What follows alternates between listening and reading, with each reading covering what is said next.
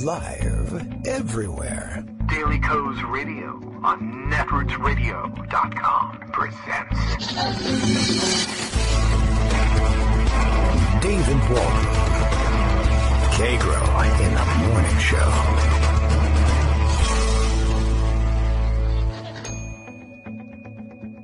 Now, here's David Waldman.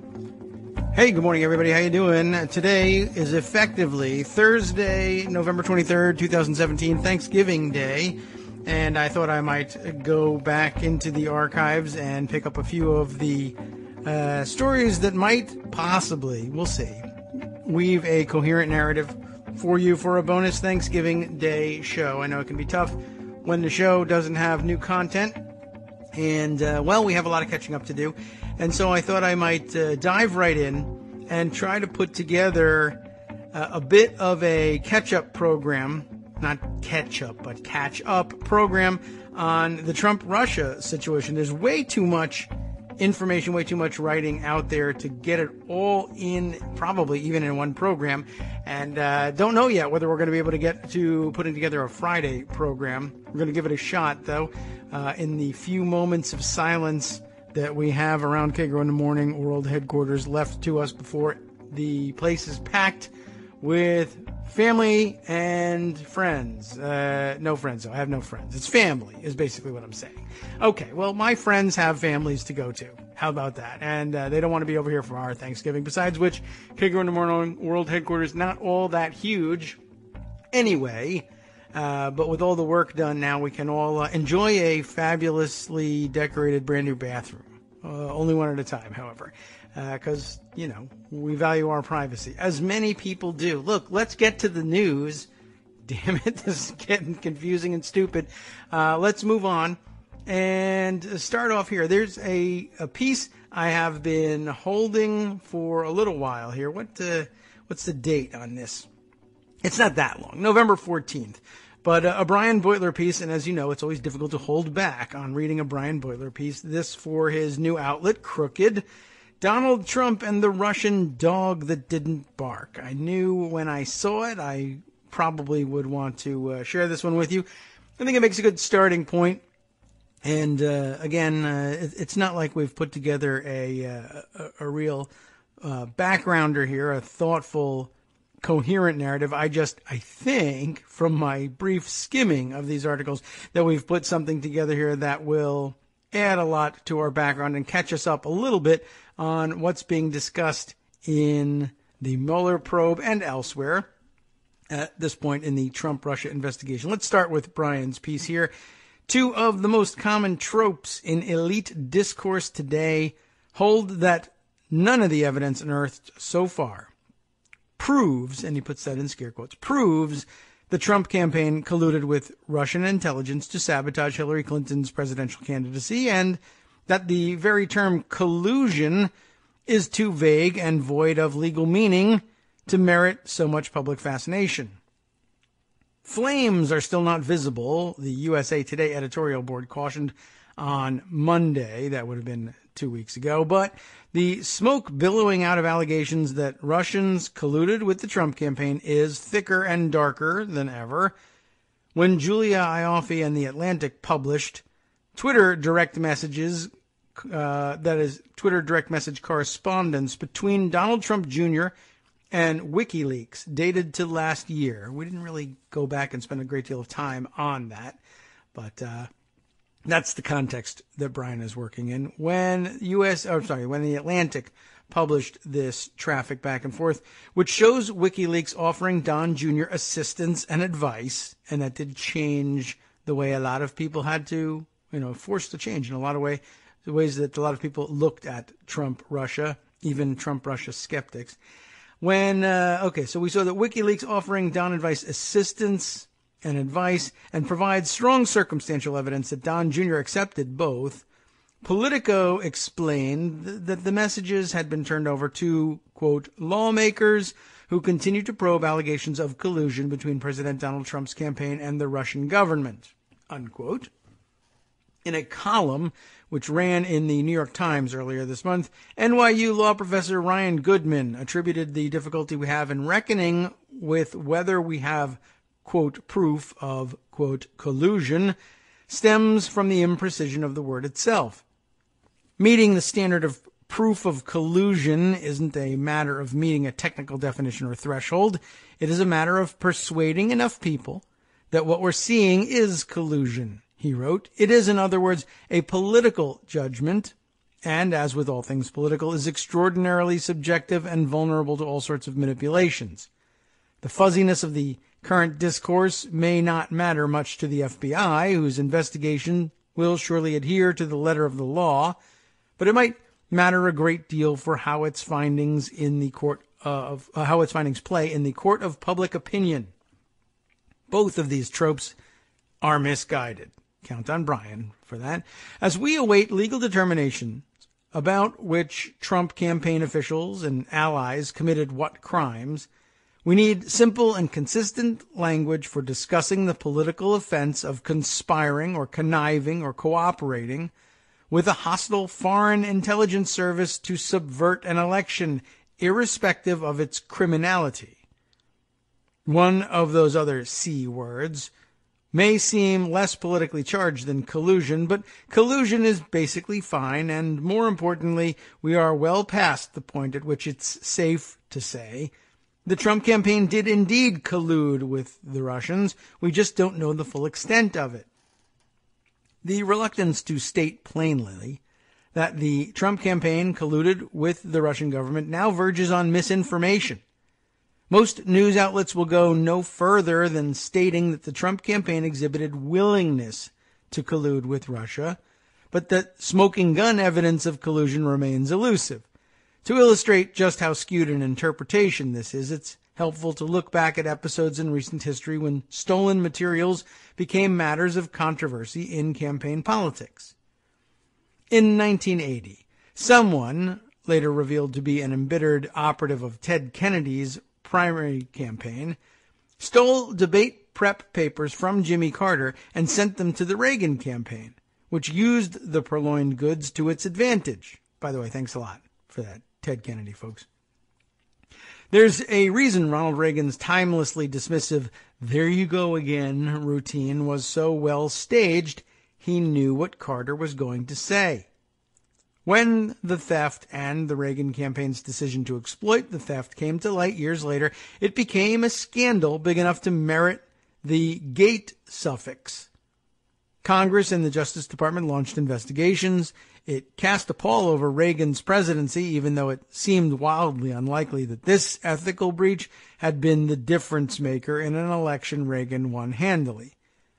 20 years later, something similar happened when the Gore campaign received debate prep materials, including videotape, which had been stolen from George W. Bush. Memories were longer then, though, so instead of cheating, the person who received the package had his lawyer send it to the FBI. These two episodes are occasionally held up against one another because of the contrast between how Reagan and Gore conducted themselves after they received the stolen goods. The stories would have played out and been covered much differently had the respective thieves approached the Reagan and Gore campaigns in advance and asked whether stolen materials would be useful. DebateGate would be a much larger story about Reagan conniving with thieves to sabotage Carter. But this is precisely what the Trump campaign did on multiple occasions, except instead of conniving with inside job burglars, they connived with Russian spies. The spies asked, would information stolen from your opponents be helpful to you? And the Trump campaign said yes. Or to quote Don Jr., I love it. Russian spies offered George Papadopoulos dirt on Clinton, including thousands of emails, days after he received an, quote, interesting message, unquote, from Russia. Shortly following these communications, stolen Democratic Party emails began appearing online, including on Wikileaks, which ultimately appealed back to the Trump campaign for help distributing the stolen content online. When Don Jr. scurried into the safe space between Sean Hannity's arms and ample bosom, he explained that he eagerly met with Russians offering him dirt on Clinton rather than contact the FBI because the solicitation occurred before Russia fever and thus didn't set off alarm bells. That was June of 2016, 3 months after Papadopoulos first enticed the campaign to team up with Russia. The reason the idea of taking a meeting with Russians to collect stolen dirt on Hillary didn't set off alarm bells was that throughout the Trump campaign, it was taken for granted that Russia was a team player. The campaign discussed Russian operatives in almost the same casual, perfunctory way a normal campaign would discuss domestic ones. Lawyers and Sherlock Holmes fans will recognize this nonchalance as another case of a dog that didn't bark. Even absent the Don Jr. and Papadopoulos disclosures, it would be dispositive evidence that the Trump world's ever-shrinking collusion denials are false. The collusion could be more extensive and run deeper than we know. It could expose Trump, his family, and his aides to further legal consequences for crimes enumerated in the criminal code. But as an act of political malfeasance, collusion is well documented at this point. So far as we know, the stolen information was weaponized only by publishing it online rather than by husbanding it strategically the way Reagan did. But that doesn't negate the fact that it was stolen to sabotage Clinton and at Trump's behest. It's easy to imagine other more involved forms of collusion, but that doesn't make what we know less definitive. If there's a problem with adopting collusion as a standard for political corruption, it's that it sets the bar too high. Trump's weaponization of stolen emails would be scandalous even if his campaign and Russia were completely firewalled from one another. But Trump cleared the bar. The fact that collusion is a layman's standard is neither here nor there, so long as we maintain the courage of our conviction to hold him to that standard. All right, so having mentioned the June 2016 Trump Tower meeting, let us now jump ahead a year to a report just out from the AP dated November 18th. Desmond Butler, Mary Clark Jelinek, and Eric Tucker on this one. Moscow meeting in June 2017 under scrutiny in Trump probe. Let's figure out how these things connect. Earlier this year, a Russian-American lobbyist and another businessman discussed over coffee in Moscow an extraordinary meeting they had attended 12 months earlier, a gathering at Trump Tower with President Donald Trump's son, his son-in-law, and his then campaign chairman. The Moscow meeting in June, which has not been previously disclosed, is now under scrutiny by investigators who want to know why the two men met in the first place and whether there was some effort to get their stories straight about the Trump Tower meeting just weeks before it would become public, the Associated Press has learned. Congressional investigators have questioned both men, lobbyist Rinat Akhmetshin and Ike Kavaladze, a business associate of a Moscow-based developer and former Trump business partner, and obtained their text message communications. People familiar with the investigation told the AP. You remember those guys? Special counsel Robert Mueller's team also has been investigating the 2016 Trump Tower meeting, which occurred weeks after Trump had clinched the Republican presidential nomination and which his son attended with the expectation of receiving damaging information about Democrat Hillary Clinton. A grand jury has already heard testimony about the meeting, which, in addition to Donald Trump Jr., also included Jared Kushner, Trump's son-in-law, and his then campaign chairman, Paul Manfort. The focus of the congressional investigators was confirmed by three people familiar with their probe, including two who demanded anonymity to discuss the sensitive inquiry. One of those people said Akhmetshin told congressional investigators that he asked for the Moscow meeting with Kavaladze to argue that they should go public with the details of the Trump Tower meeting before they were caught up in a media maelstrom. Akhmetshin also told the investigators that Kavaladze said people in Trump's orbit were asking about Akhmetshin's background the person said. Akhmetshin's lawyer, Michael Tremonti, declined to comment. Scott Balber, a lawyer for Kavaladze, confirmed that his client and Akhmetshin met over coffee and that the Trump Tower meeting a year earlier was, quote, obviously discussed, but Balber denied his client had been contacted by associates of Trump before he took the meeting with Akhmetshin, or had been aware of plans to disclose the Trump Tower gathering to the U.S. government. So just as an aside, Balber, Scott Balber, you will recall, I think the last time we called his name on the program, we were reminded that Balber actually also represents the Agalarovs I don't know whether it's connected with the Trump Tower meeting or not, but he's the lawyer for Ike Kavaladze with respect to the Trump Tower meeting, but he also represents Emin and Aras Agalarov, the guys who then used Rob Goldstone, allegedly, to set the Trump Tower meeting up, and then Kavaladze, among others, shows up at this thing. And I think also last time we were reminded of it, we mentioned that Scott Balber, at some point earlier in his career, represented Donald Trump in his lawsuit against Bill Maher. Do you remember that? It was like a defamation lawsuit or something of that nature. And gee whiz, small world, Scott Balber shows up as counsel to just about everybody in this situation at some point or another. Well, okay. I just thought that was weird and thought we should remind everybody that that's the case. Anyway, Balber said the men did not discuss strategy or how to line up their stories when they met in Moscow. Remember, that's what we're talking about. And did not meet in anticipation of the Trump Tower meeting become public and attracting a barrage of news media attention. Gee whiz, that's directly contradictory, isn't it?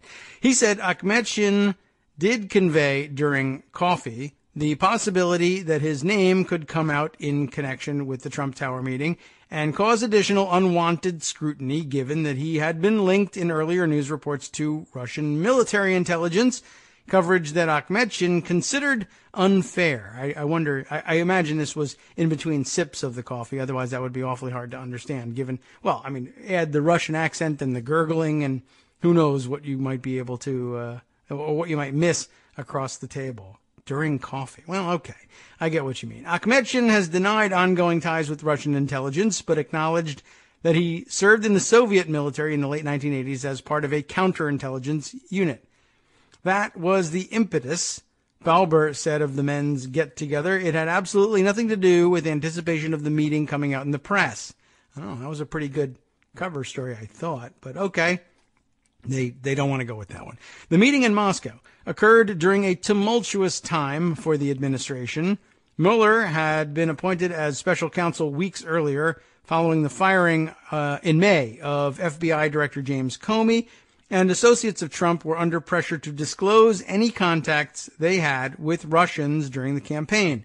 The June 2016 meeting at Trump Tower first became public on July 8th in a report in the New York Times. The White House initially said that the meeting, which also involved a Russian lawyer who for years had advocated against U.S. sanctions of Russia or against Russia, was primarily about an adoption program. But days after that story was published, Trump Jr. released emails showing that he took the meeting after being told he would receive damaging information on Clinton as part of a Russian government effort to aid his father's candidacy. Mueller's investigation has included scrutiny of the White House's drafting of the initial incomplete statement. As part of their inquiry, congressional investigators are reviewing copies of the text messages between the two men that were turned over, Balber said. He declined to say what the text messages showed. One person familiar with the messages said they reflect the logistics of the meeting during a trip by Akhmetshin to Moscow. Okay, very interesting and also worth having on the record. Okay, so one more jump in time and space here. Now, forward and back. I have before me Sarah Kenzier's piece in thecorrespondent.com. This, a slightly older piece, July 26, 2017, so around the time that, I guess, after the Moscow meeting and a year after the Trump Tower meeting. But this sort of I don't know what we call this. We use the cliche 30,000-foot view of this. Donald Trump likes to present himself as a neophyte and political outsider, this introductory text reads. But that's not even remotely true. He is very dumb, but the other part isn't true. He fantasized about a run for president as early as 1987. Now, with the help of the Republican Party and, it seems, the Russians, he's finally in. Debunking the new guy myth. The headline is How Trump Fulfilled a 30-Year Fantasy of Becoming President with a Little Help from the Kremlin. Let's take a look at this one. On July 13th, President Trump defended his son, Donald Trump Jr., who was accused of colluding with Russians after he tweeted out a stream of emails showing him colluding with Russians. Oh, well, the meeting went very, very quickly, very fast. Two other people in the room. I guess one of them left almost immediately and the other was not really focused on the meeting, said Trump, although he said it in his trademark fashion. I skipped it this time. Shortly after he spoke, it was revealed that the illicit meeting with publicist Rob Goldstone and Russian government lawyer Natalia Veselnitskaya was attended not only by his son, Donald Jr., his son-in-law, Jared Kushner, and his campaign manager turned Russian foreign agent Paul Manfort, but by Rinat Akhmetshin, a notorious Russian-American lobbyist with connections to Kremlin intelligence, a translator, remember that guy, a Russian-American money launderer, and at least two other people who have yet to be named. It's Ike Kavaladze, by the way, the Russian-American money launderer, and we recall having read about his exploits. I don't know whether we read her reporting on it, but, well, suffice to say that money laundering becomes important later, even later today in this show. In other words, Trump was lying again, and the lies told by both the president and his son have made them the object of yet another inquiry revolving around questions of campaign finance law, security clearance violations, conspiracy, and treason. Trump told another lie in that press conference that has been less examined. I've only been in politics for 2 years, he declared. That's not true. Not even close. Trump has, in fact, been involved in politics for over 30 years. But it has been crucial for Trump to position himself as a neophyte, initially to gain an audience as he ran as a political outsider, tapping into disillusionment with the two-party system, and now to dodge prosecution as he feigns ignorance to excuse his disregard for the law. The GOP has embraced his facile excuses. He's just new to this, said Paul Ryan in June, to explain why it was okay for Trump to have possibly committed obstruction of justice by firing James Comey to end the investigation of Michael Flynn. But Trump is not new to this, not to conniving with GOP operatives, not to collaborating with Russian intelligence, and not to presidential politics in general. As the Trump family faces political pressure and criminal inquiries, it is important to debunk the neophyte myth and take a look back at how Trump entered the political stage, because the same players who propelled him 30 years ago played a vital role in both the 2016 election and the Russian interference scandal. That Trump uses ignorance as an excuse for negligence and criminal behavior is bad enough, but Trump is not ignorant. Okay. There is a gray area between moron and mastermind, and he occupies it. And wherever he goes, he occupies a lot of space. You know that's the case. What he lacks in geopolitical acumen, he makes up for in his ability to manipulate the political system to benefit himself. And he was groomed by some of the U.S.'s most notorious operatives to do so. A 1987 Newsweek cover story on Trump paints a damning portrait of Trump's presidential ambitions, which he had announced that year. He'd love to be president, but only if he were appointed, one friend told the magazine. A second source warned of the consequences. He's a dangerous man. He's the type who'd make the trains run on time, hint, hint, said John Moore, an attorney who fought a tenant dispute with Trump.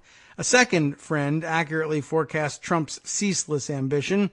No achievement can satisfy what he wants. What he wants still is acceptance from his father. He is playing out his insecurities on an incredibly large canvas. Trump first expressed his political ambitions while under the tutelage of ruthless lawyer Roy Cohn, one of the most infamous figures in U.S. politics. Cohn was an advisor to Joseph McCarthy, the senator who led anti-communist witch hunts in the 1950s, and to Richard Nixon. While working with Nixon, Cohn befriended Nixon advisor Roger Stone, the self-proclaimed dirty trickster who has remained active in GOP politics for over 40 years. In the 1980s, Stone formed a consulting firm with Manafort and fellow political hitman Lee Atwater, where they lobbied on behalf of various dictators. In 2015, Stone joined Trump's presidential campaign, and Manafort followed in 2016 before resigning after it was revealed he had been working on behalf of Kremlin-connected oligarchs.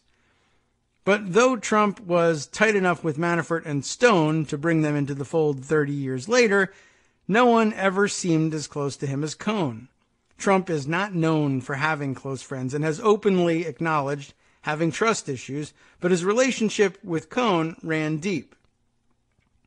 According to Wayne Barrett, a journalist who covered the Trump and Cohn relationship and who died the night before Trump's inauguration. Ooh, that does sound awfully creepy, doesn't it? I don't know I don't know if anybody's trying to insinuate anything, but it is weird. Anyway, died the night before Trump's inauguration, and in the 1970s and 80s, the two men would talk 15 times per day.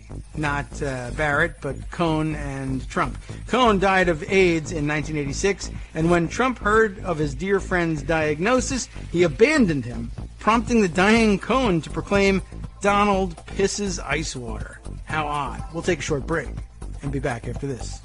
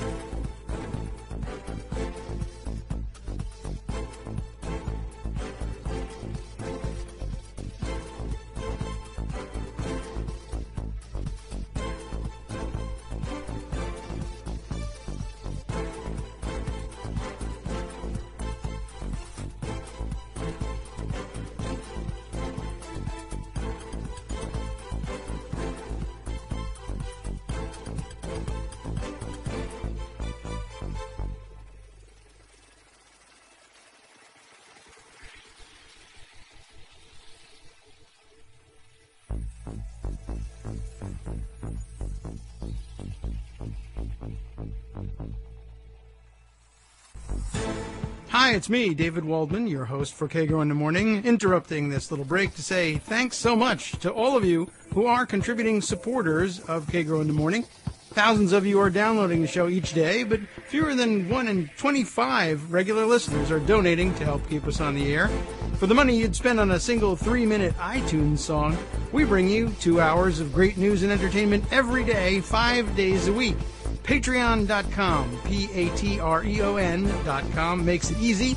You can find us there by searching KagroX or David Waldman or Kagro in the Morning or even Daily Coast Radio in their search box, and you'll be right where you need to be to make easy, recurring monthly contributions to support our show. Once again, thanks so much for your support.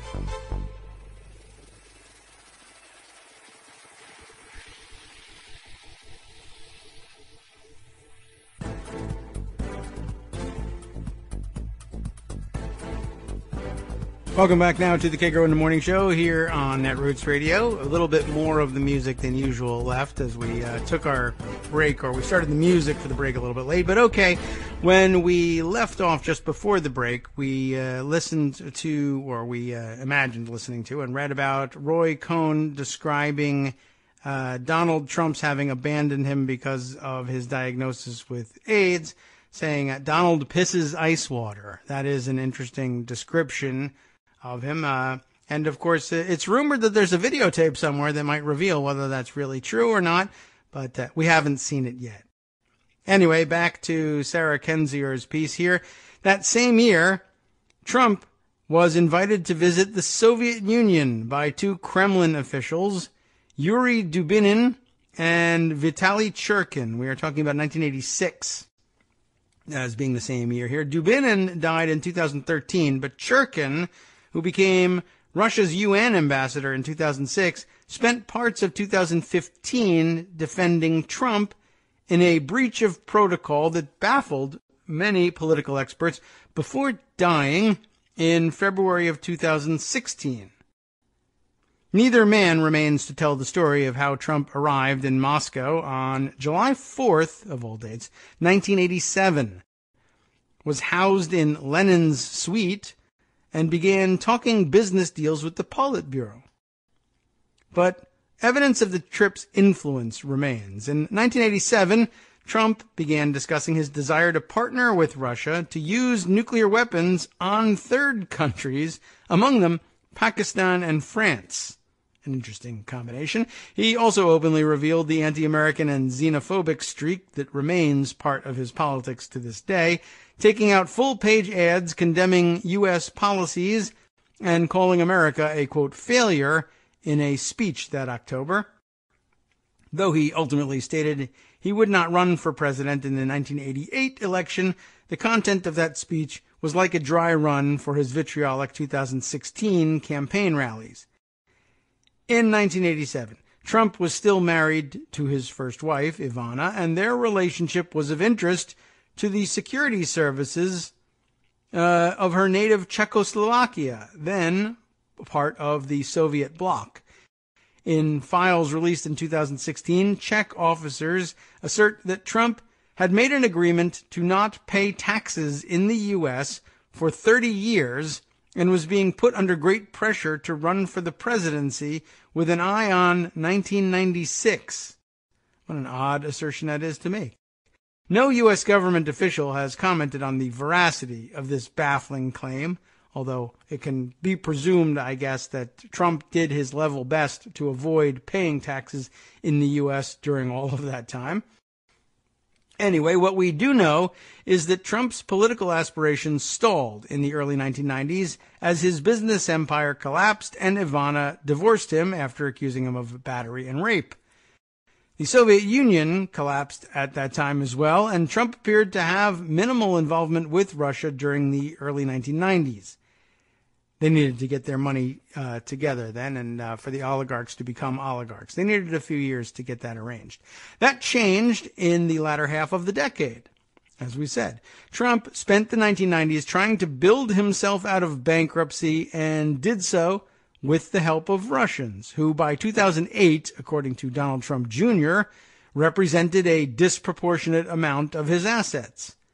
Newly wealthy, Trump briefly ran for the presidency in 1999 and 2000 on the Reform Party ticket, on a far more liberal platform, by the way, than the one today, but backed out in February of 2000, blaming party infighting, because that always upsets him, you know.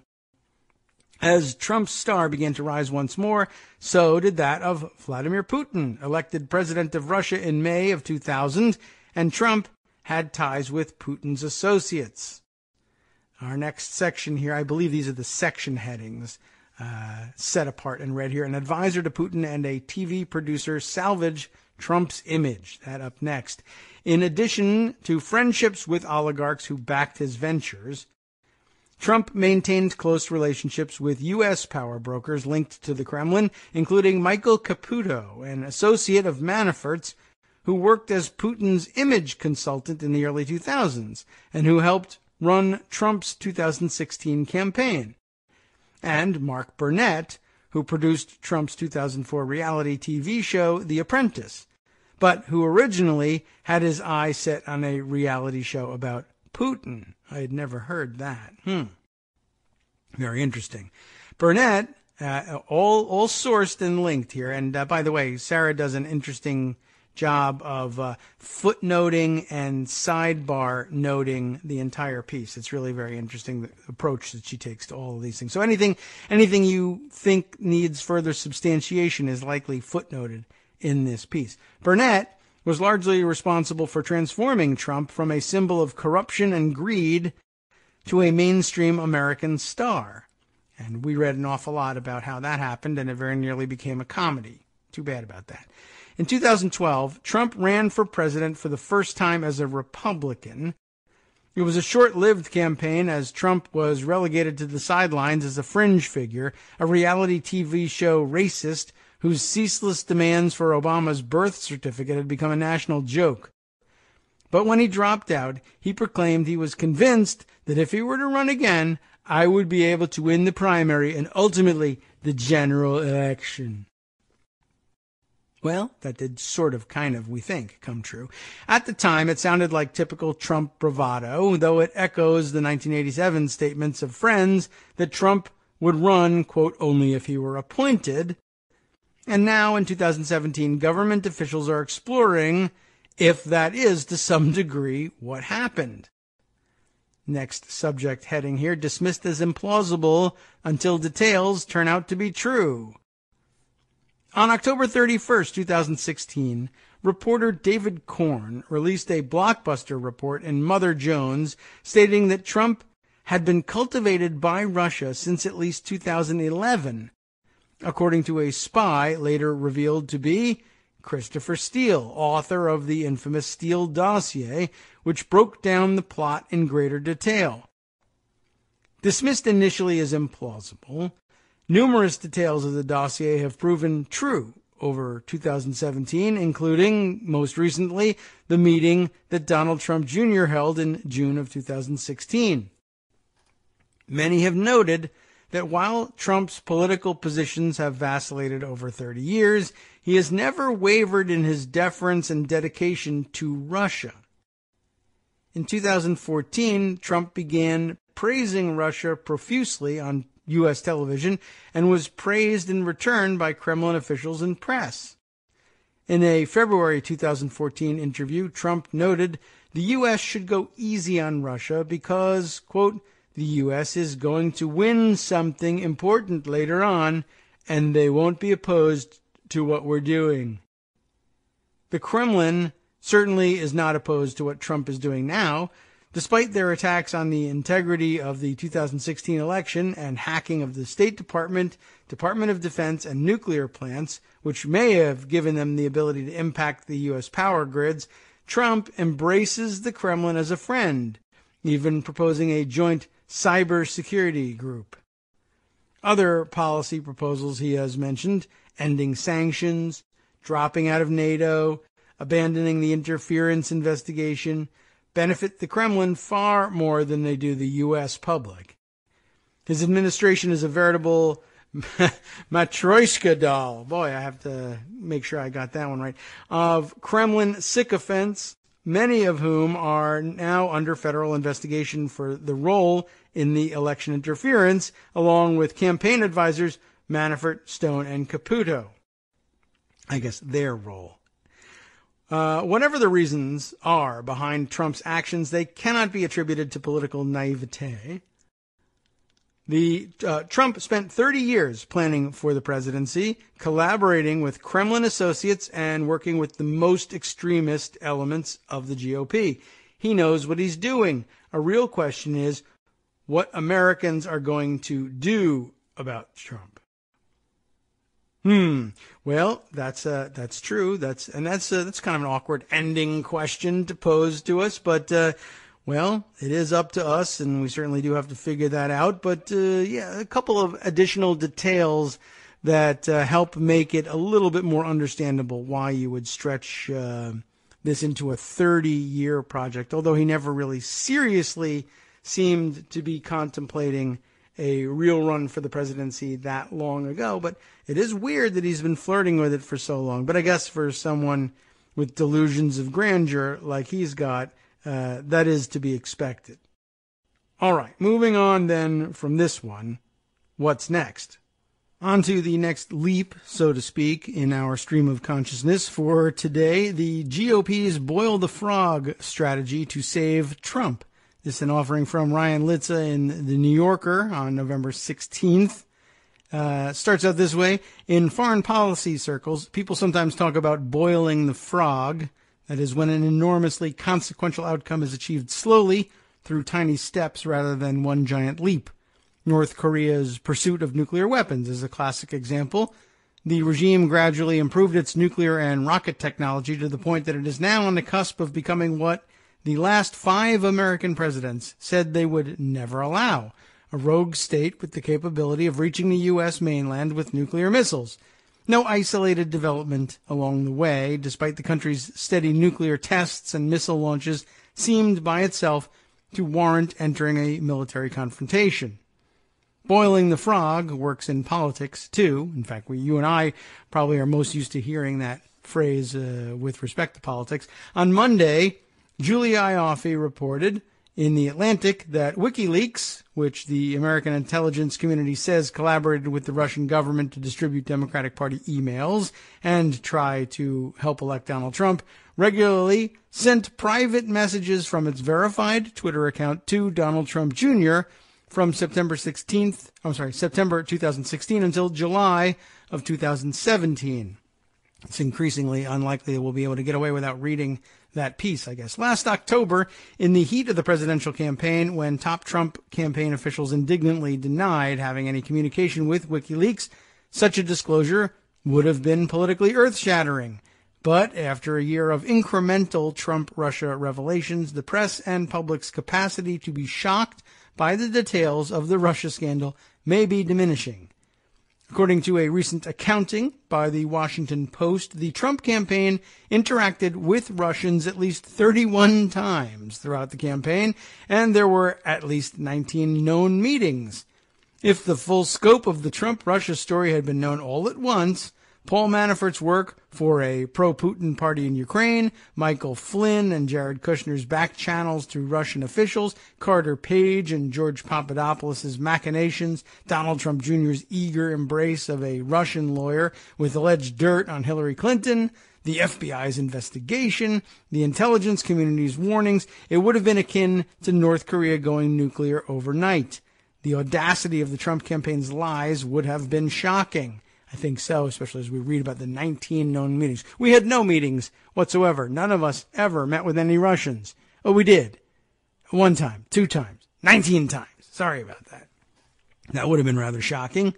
It helps to take a step back, Ryan continues, and remember how politically explosive it would have been a year ago to know that the Trump campaign was colluding with WikiLeaks. And I did see, of course, many people were saying, well, I'm not any kind of political genius or sleuth here, but I figured it out when Donald Trump shouted, "I love WikiLeaks." That was a pretty good indication, true. But had you been able to actually nail it down, well, that would have been pretty surprising. Consider the timeline we can now piece together. On September 21st, 2016, the WikiLeaks Twitter account sent a direct message to Trump Jr., who quickly notified 4 top Trump campaign officials, Kushner, Kellyanne Conway, Steve Bannon, and Brad Parscale. The highest levels of the campaign knew that WikiLeaks was in touch with the candidate's son and close advisor. On October 3rd, 2016, Trump Jr. asked WikiLeaks, "What's behind this Wednesday leak I keep hearing about?" 4 days later, on October 7th, 2 important events occurred. First, the U.S. intelligence community formally announced that the Russian government directed the theft of emails from the Democrats and named WikiLeaks as one of the entities used by the Russians to distribute the stolen material. Second, shortly after the announcement, WikiLeaks began releasing the emails stolen from Clinton's campaign chairman, John Podesta. Trump praised the organization in a speech, the I Love WikiLeaks declaration, on October 10th. He tweeted about WikiLeaks on October 11th. The next day, Wikileaks, seemingly encouraged by the coordination, sent another private message to Trump Jr. Hey, Donald, it is great to see your dad talking about our publications. Strongly suggest your dad tweet this link if he mentions us. 15 minutes later, Donald Trump tweeted, very little pickup by the dishonest media of incredible information provided by Wikileaks. So dishonest. Rigged system. 2 days later, on October 14th, Trump Jr. tweeted the link that Wikileaks had provided. The entire political world wanted to know whether the Trump campaign was actively coordinating with Wikileaks, an organization that Trump's own CIA director would later call a non-state hostile intelligence service often abetted by state actors like Russia. On October 14th, Mike Pence was asked on Fox News if the Trump campaign was, quote, in cahoots with Wikileaks. Nothing could be further from the truth, he said. After Pence's comment, several Trump officials issued their own blanket denials of any contacts with foreign entities during the campaign. As all of these general denials have collapsed, the White House has retreated to making more tailored denials. First, there was no contact at all. When numerous contacts were revealed, the White House shifted to arguing there was no coordination or collusion. Now that clear coordination between Wikileaks and the Trump campaign has been uncovered, the new line is that it wasn't illegal. Trump and his Republican allies are betting that each disclosure on its own can seem innocuous or defensible as the public becomes confused by the complicated timeline and tedious details. The Trump camp's original broad denials start to be forgotten, and the bar for what is considered truly inappropriate coordination gets higher. It can take a long time before anyone realizes that the frog is dead. Now here, we take an odd detour, and it's sort of justified in the end, but I'll provide it. I don't know whether you think it's appropriate or not, but it's here in the piece, and you can take it up with Ryan Lissa if you don't think so. This isn't the first time that a president and his party have benefited from a slowly unfolding scandal. In 1998, when it first was reported that Bill Clinton had an affair with Monica Lewinsky, Clinton's longtime advisor, Dick Morris, the Roger Stone of the Clinton years, conducted a poll to test how the public would react if Clinton immediately came clean. Morris's conclusion was that if the public knew everything right away, especially about a cover-up that may have involved perjury and obstruction of justice, the president might have to resign. In the cynical view of Clinton and his political advisor, it was too soon for the American people to digest the full truth. Clinton told his pollster, well, we just have to win then. The investigation by Kenneth Starr continued, and the gradual release of details that leaked from Starr's office and witnesses in the case prepared the public for a more sympathetic reaction once the full truth was known. Many members of the public eventually turned against Starr and congressional Republicans and rallied to Clinton's side in the protracted legal and impeachment drama that followed. The Russia investigation is occurring mostly behind closed doors in Congress and by the special counsel, somewhat muting the impact of revelations that regularly leak out. Will this slow and confusing release of damaging information soften the blow to Trump? It's too soon to tell, of course, but what he and his team are banking on is that while a year ago the public might not have tolerated the full truth about his campaign's links to Russia, the scandal goes down a lot easier when the details are delivered in small bites. Well, worth thinking about, and really kind of a nightmare scenario there. Didn't really love the comparison to Clinton. Some of it apt, some of it not so much, some of it timely, I guess, more so than anything else. But it does help illustrate the concept pretty well. So I guess we'll give Ryan a pass on that one. How about a little more then on the WikiLeaks revelation, and we'll kind of circle that a little bit more. We're still not going to read the actual article, but just the reaction to it. And I guess really that's a better way of spending our time. This piece here, Daily Beast's entry from Kevin Poulsen and Spencer Ackerman, who's always worth reading. Free press group ready to cut off WikiLeaks. Yeah, some of the reaction has been kind of interesting and pointed. In the heat of the presidential election campaign last year, Jenny Jardine, a journalist and free speech advocate, developed a sickening feeling about WikiLeaks. Jardine had been a supporter of the radical transparency group since at least 2010, when it published hundreds of thousands of U.S. military and State Department documents leaked by Chelsea Manning. In 2012, Jardine was a founding member of the board of the Freedom of the Press Foundation, a nonprofit established as a censorship-proof conduit for donations to WikiLeaks after PayPal and U.S. credit card companies imposed a financial blockade of the site. Remember those days? But during the election season, Jardine noticed WikiLeaks veering violently off its original mission of holding governments and corporations to account. Beginning in July of last year, Julian Assange, WikiLeaks' driving force, began releasing a cache of stolen email from the Democratic National Committee and injecting WikiLeaks' influential Twitter feed with the kind of alt-right rhetoric and conspiracy theories once reserved for Breitbart and InfoWars. Suddenly, the voice of WikiLeaks seemed to be all about questioning one candidate, Hillary Clinton, and in doing so in a way that was designed to benefit the other. Jardine, I'm giving her the Spanish pronunciation, Jardine, I guess, recalled to the Daily Beast. The tone also seemed to echo some of the language on the far right. So when the guy in the Ecuadorian embassy in London, who's normally of the extreme left, is echoing Nazi publications, something is wrong. Her misgivings eventually led to a tense confrontation with Assange and touched off a year-long debate among the directors at the Freedom of the Press Foundation, which has handled around $500,000 in individual donations for WikiLeaks over the last 5 years. Now, the foundation acknowledges it's on the brink of ending its assistance to WikiLeaks on the grounds that the financial censorship Assange faced in 2012 is no longer in place. At our last board meeting in October of 2017, a consensus arose that we could not find any evidence of an ongoing blockade involving PayPal, Visa, or MasterCard. It's 5 years down the road, okay? Wrote Trevor Timm, co-founder and executive director of the Freedom of the Press Foundation, in a statement to the Daily Beast. We decided we would therefore formally notify WikiLeaks that unless they could demonstrate that a blockade was still in effect, we would no longer provide a mechanism for people to donate to them. The practical effect of the move is minimal. WikiLeaks donors in America may no longer be able to claim a tax write-off. The symbolic import is much larger.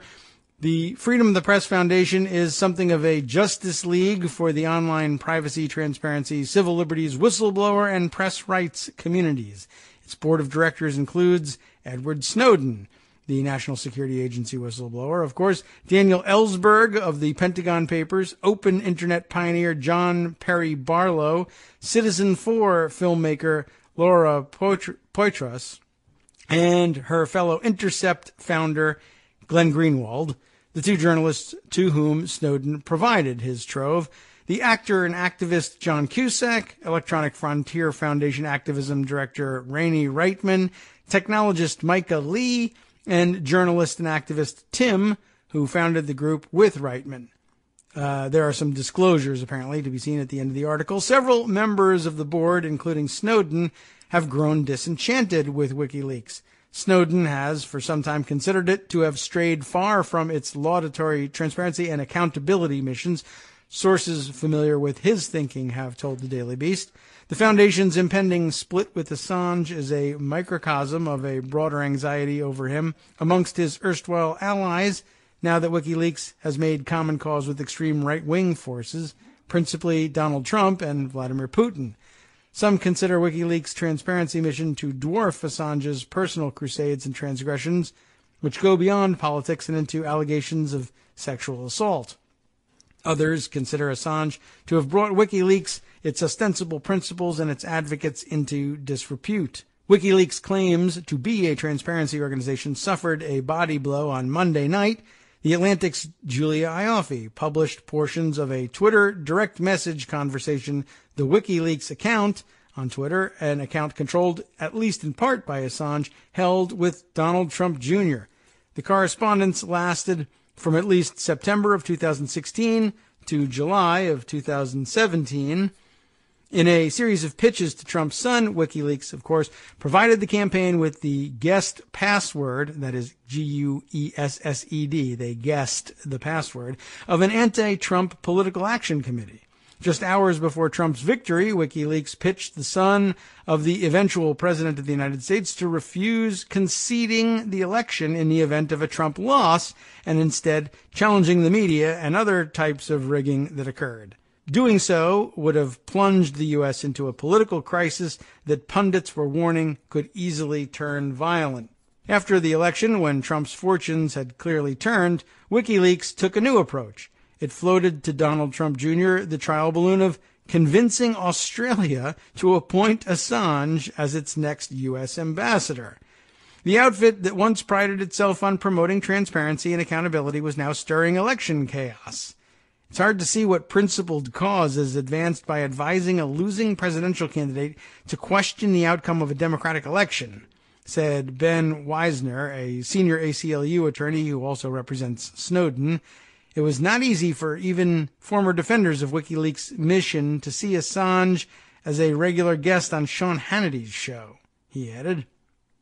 Many of WikiLeaks' left-wing and libertarian supporters have struggled over the years to reconcile the idea of WikiLeaks with the reality, to maintain a principled stand for free speech and transparency without seeming to endorse the whole of Assange's personal and professional behavior.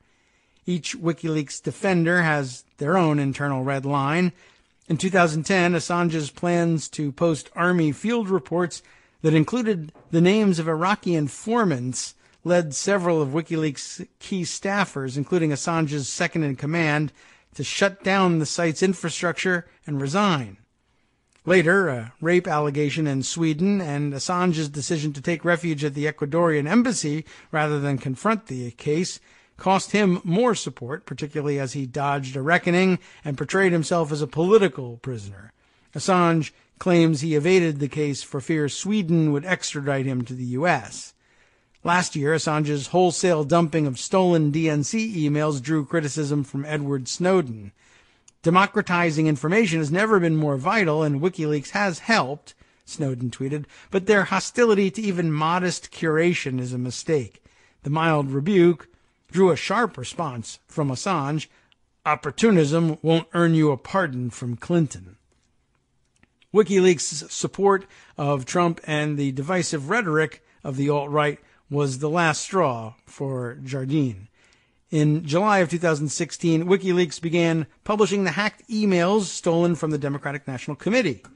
In October, it started rolling out emails taken from Clinton campaign chair John Podesta. The U.S. intelligence attributed both thefts to Russia's military intelligence arm, the GRU. But Assange didn't content himself with the genuine news that emerged from the leak. He supplemented it with occasional exaggerations and distortions that appeared calculated to appeal to Trump's base.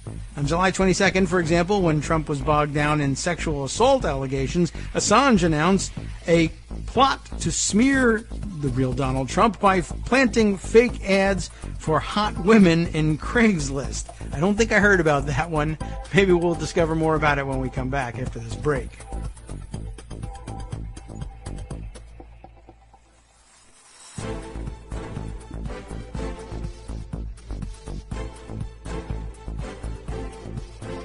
Welcome back to the Kagro in the Morning Show here on Netroots Radio. Looks like there's no luck in finding any further explanation of this allegation of a weird plot to somehow smear Donald Trump by planting fake ads for hot women on Craigslist. I don't think that one ever reached my ears before, but okay, you never know.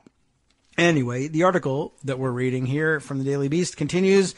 The DNC email referenced in the tweet didn't bear out WikiLeaks' claim. Far from a plot, it was an internal proposal for a website that would highlight Trump's record on gender issues. Okay, so I guess there's a little kernel of truth to it somewhere, but only in that it involved Donald Trump and misbehavior with women. In August of 2016, Assange even fanned the right-wing conspiracy theory around slain Democratic staffer Seth Rich, a hoax that's inflicted endless pain on Rich's family, when he went out of his way in a television interview to imply that Rich was WikiLeaks' source for the stolen DNC emails. Yeah, not nice. While WikiLeaks merged into the right lane, Donald Trump was increasingly drawing on the DNC and Podesta leaks on the stump, sometimes describing them accurately, sometimes not, and Trump was generous with his praise for WikiLeaks. WikiLeaks, of course, he said, "I love WikiLeaks." He declared at an October 10th rally in Wilkes-Barre, Pennsylvania. 4 days later in Charlotte, North Carolina, said, "The Hillary Clinton documents released by WikiLeaks make it more clear than ever just how much is at stake come November 8th. In the final month of the campaign, NBC reporters found Trump referenced WikiLeaks 145 times. The guy couldn't stop. Jardine, like many Americans, found Trump's rallies deeply disturbing, with chants of "lock her up," protesters being ejected, and Trump describing his growing list of women accusers as liars. She was dismayed and angered to see WikiLeaks incorporated into the mix. She knew Assange's embrace of Trumpism had been good for WikiLeaks' bank account, bringing small donations back to the levels of the Chelsea Manning era for the first time in years, and it bothered her that a non-profit she served was helping Assange reap that windfall. She voiced some of her frustration in a tweet during the Charlotte rally. Trump, his sons, and his surrogates are now dropping WikiLeaks into their anti-American rants like a hashtag, Jardine commented. Strangest of bedfellows. Assange was watching. He responded in a series of direct messages to Jardine, at first referencing himself in the third person and the majestic plural, as he often does. "Since J.A. has never met or spoken to you, we find it odd you should hold such a view," read the message. "So, what's it based on?" The messages went on to suggest Jardine praised Trump and his people for, quote, "doing something useful for once by promoting WikiLeaks," instead of, outrageously, suggesting that it is some form of anti-Americanism. "Hi there, Julian. Is that a command?" Jardine shot back. "If you can support the organization FPF, the Freedom of the Press Foundation, or if you can't support the organization, if you can't support the organization FPF was founded to support, perhaps you should resign," wrote Assange. After a pause, he repeated the suggestion. "You have a duty as a board member. If you can't dispense it, perhaps you should resign." Knowing Assange's reputation for vindictiveness, Jardine interpreted the message as a personal threat. She politely asked Assange not to contact her again, and then forwarded the exchange to the foundation's board. "Oh my God," replied Cusack, a friend of Jardine who joined the board at her invitation.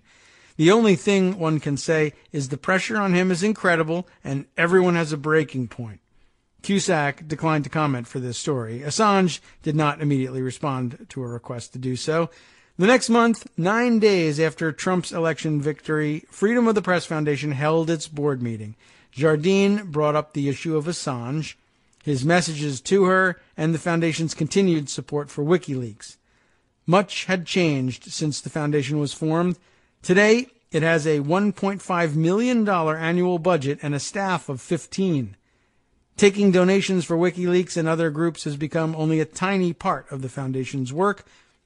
In 2013, for example, the foundation took over development of SecureDrop, an open-source tool designed to make it safer for whistleblowers to submit information to reporters.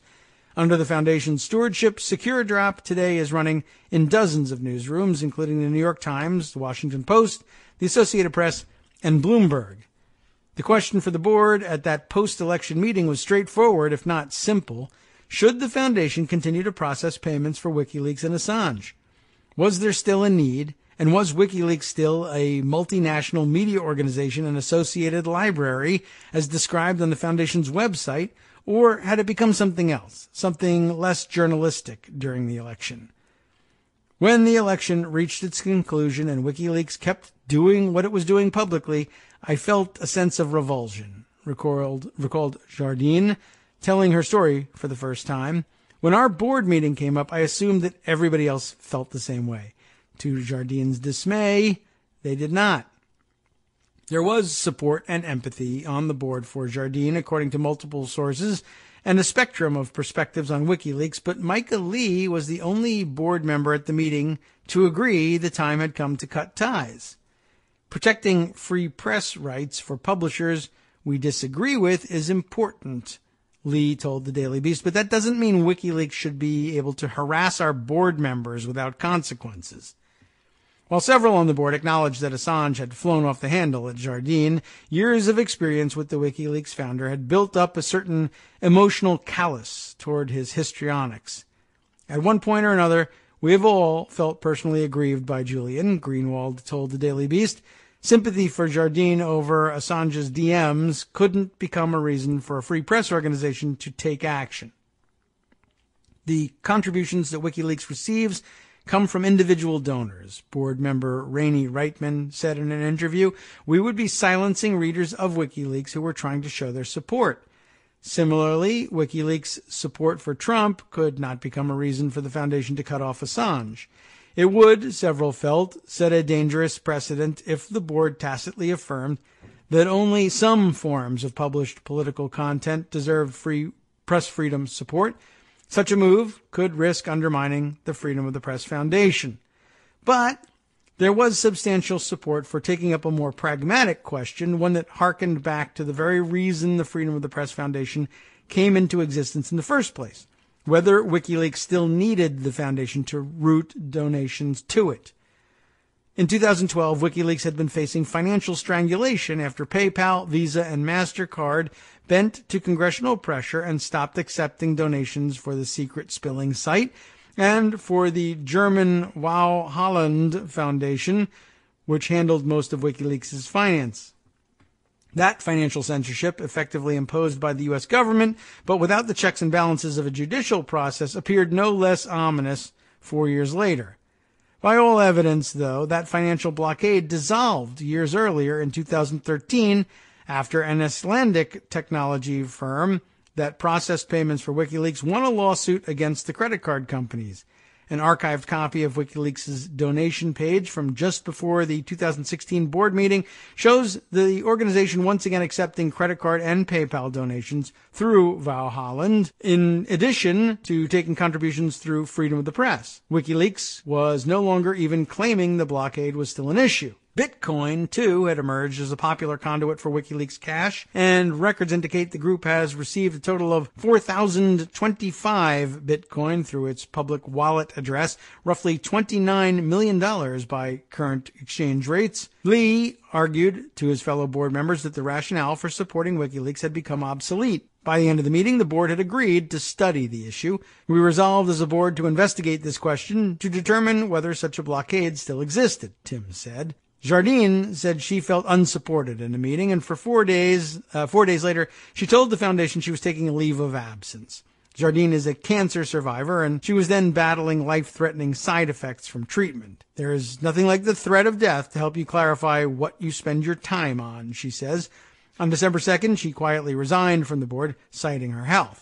After Jardine stepped down, the board continued to chew over the issues she'd raised, albeit slowly. By the board's last meeting late this summer, it determined that it couldn't verify that the blockade against WikiLeaks still existed. The foundation drew up plans to tell WikiLeaks that if it couldn't present evidence of a blockade, the Freedom of the Press Foundation would end its WikiLeaks donation channel, a decision that will mark a milestone for both organizations. The foundation hastens to point out that Assange's personal actions and politics are irrelevant to its decision. Like every board, our members have a variety of opinions, said Tim, but our primary motivation as an organization has never been whether we agree with everything that WikiLeaks says or does. But there's no denying that some on the board have soured on WikiLeaks. Snowden, sources close to him tell the Daily Beast, has felt for a long time that Assange has taken WikiLeaks far from a positive, constructive vision of what Snowden believes WikiLeaks could or should be. The Foundation's angst mirrors that of the larger community of former WikiLeaks supporters. The leaked messages between Assange and Trump Jr. recently prompted Pierre Omidyar, the billionaire backer of The Intercept, to tweet that they disqualify WikiLeaks from being considered a media organization, after Assange defended his election chaos pitch as intended to generate a transformative discussion about corrupt media, corrupt PACs, and primary corruption.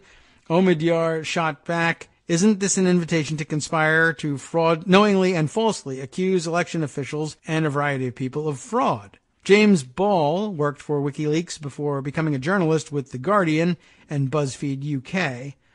"It has become astonishing," he said, "to watch someone who has thundered against journalists for unethical behavior turn around and pitch a potential source on securing an ambassadorship for himself." What Ball called the tragedy of WikiLeaks is that transparency and accountability are good principles, and lots of people have defended WikiLeaks because they believe in those principles and hoped Assange did too. "This is the final mark of someone who's in it for himself," Ball said. "He's a sad man in a broom cupboard." For her part, Jardine takes no satisfaction in WikiLeaks' potential expulsion, which she thinks comes at least a year too late. "I don't think that Julian Assange should be in solitary confinement," says Jardine. "I feel awful for him. I bear him no ill will, but my loyalty is to my country. My loyalty is to my community. You can't fight the kind of repression Trump represents and indirectly assist it." So here is one other take on the fallout of from the news story about the direct messaging going on between Julian Assange, WikiLeaks, and Donald Trump Jr. This time the take from The Intercept, where, of course, as noted in the previous article, they've got big fans of WikiLeaks entrenched there, and some views are changing. Here is how The Intercept dealt with this news. Robert Mackey wrote for them a piece dated November 15th. "Julian Assange's hatred of Hillary Clinton was no secret. His advice to Donald Trump was." And apparently that is a change in the headline. There's a note at the bottom of the piece that noted that the original headline apparently made it look like it was an editorial piece, and it isn't. I don't know exactly what that original headline was, but that's a pretty surprising headline as it is. So let's take a look at this Mackey piece. "The revelation that WikiLeaks secretly offered to help Donald Trump's campaign in a series of private Twitter messages sent to the candidate's son, Donald Trump Jr., gave ammunition to the group's many detractors and also sparked anger from some longtime supporters of the organization and its founder, Julian Assange. One of the most high-profile dissenters was journalist Barrett Brown, whose crowdsourced investigations of hacked corporate documents later posted on WikiLeaks led to a prison sentence. Brown had a visceral reaction to the news, first reported by The Atlantic, that WikiLeaks had been advising the Trump campaign. In a series of tweets and Facebook videos, Brown accused Assange of having compromised, quote, "the movement," to expose corporate and government wrongdoing by acting as a covert political operative. Yeah, I can understand that. Brown explained that he had defended WikiLeaks for releasing emails hacked from the Democratic National Committee, quote, "because it was an appropriate thing for a transparency organization to do." But he added, "working with an authoritarian would-be leader to deceive the public is indefensible and disgusting." And I have to agree. He was particularly outraged by an October 21st, 2016 message in which Assange had appealed to Trump Jr. to let WikiLeaks publish one or more of his father's tax returns in order to make his group's attacks on Hillary Clinton seem less biased. "If we publish them, it will dramatically improve the perception of our impartiality," the Assange-controlled WikiLeaks account suggested. "That means that the vast amount of stuff that we are publishing on Clinton will have much higher impact because it won't be perceived as coming from a pro-Trump, pro-Russia source, which the Clinton campaign is constantly slandering us with." As Brown pointed out in another tweet, it was all caps exasperating that Assange was in this case complaining about slander of being pro-Trump in the actual course of collaborating with Trump. There's the all caps. The journalist, an Intercept contributor, whose work has been championed by WikiLeaks, also shared a link to a Reddit AMA, the Ask Me Anything, right?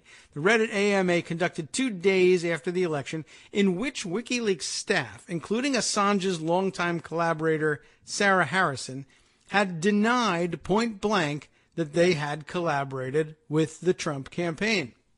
That's a problem for a transparency organization, don't you think? The allegations that we have colluded with Trump or any other candidate for that matter, or with Russia, are just groundless and false, the staffers wrote then. We were not publishing with a goal to get any specific candidate elected. It is not surprising that Brown felt personally betrayed by Assange, since, as he explained on Facebook Tuesday night, I went to prison because of my support for WikiLeaks. Specifically, Brown said the charges against him were related to his role in operations to identify and punish members of the government and members of private companies that had been exposed by anonymous hackers of my acquaintance via email hacks as having conspired to go after Assange, to go after WikiLeaks. That sort of activism, dedicated to making public secret wrongdoing, Brown argued, is very different from colluding with an authoritarian presidential campaign backed by actual Nazis while publicly denying it. Plainly, he observed with bitterness, the prospect of a Clinton in the White House was such an unimaginable nightmare scenario that all normal standards of truth and morality became moot, and it became necessary to get people like Sebastian Gorka into the White House to establish order. Before his private messages to Trump Jr. were leaked, Assange himself had categorically denied that he or WikiLeaks had been attacking Hillary Clinton to help elect Donald Trump. My guess, by the way, is he feels like those weasel words probably work because he didn't really believe Trump was going to get elected, so he was just doing it to be mean to Hillary Clinton, and the fact that Donald Trump won as a result was just some sort of weird, happy surprise, I guess, in the end. So he denied that WikiLeaks had been attacking Hillary Clinton to help elect Donald Trump. They were just doing it for fun.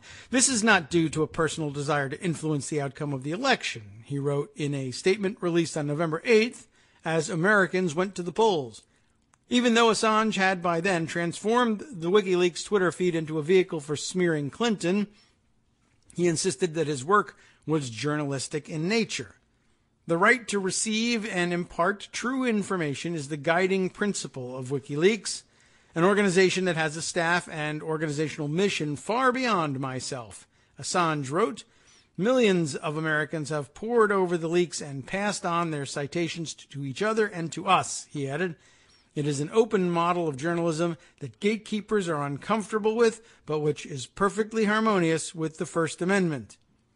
The same morning, WikiLeaks tweeted an attack on Clinton for not having driven her own car during her decades of public service. Yeah, well, that was like big whoop surprise there. Okay. For Brown and others who have been critical of Assange for using the platform of WikiLeaks to fight his own political and personal battles, his secret communication with the Trump campaign was damning because it revealed that he had been functioning more like a freelance political operative, doling out strategy and advice than a journalist interested in obtaining and publishing information concerned only with its accuracy. James Ball, a former WikiLeaks volunteer who has described the difficulty of working for someone who lies so much, was also appalled by one post-election message to Trump Jr. in which WikiLeaks suggested that as a form of payback, it would be, quote, helpful for your dad to suggest that Australia appoint Assange ambassador to D.C. That request for payback. It's an interesting thing to request if you're a journalist, a request for payback.